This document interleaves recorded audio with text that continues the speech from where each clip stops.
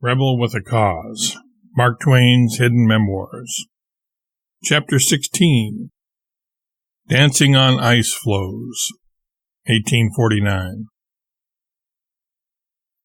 In the spring of 1849, I again narrowly escaped death by water. This time, as it prematurely, or so it seemed to me, changed its form from a solid back to a liquid.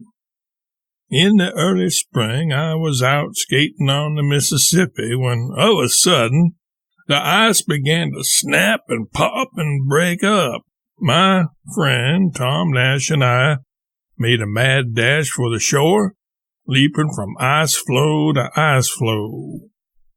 We had almost made it to shore when Tom slipped on one of these temporary ice islands and fell into the river.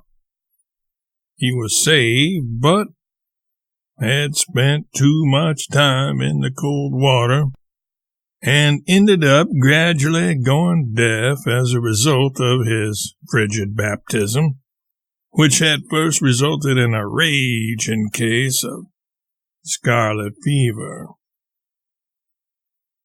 I saw Tom again a few years back when I visited my old boyhood environs for the last time in 1902.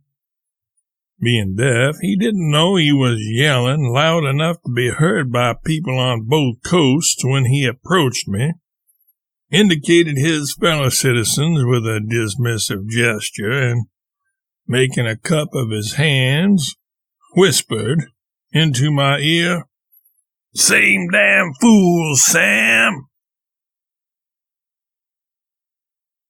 Editor's notes. It was apparently not unusual for residents of Hannibal to judge one another as fools.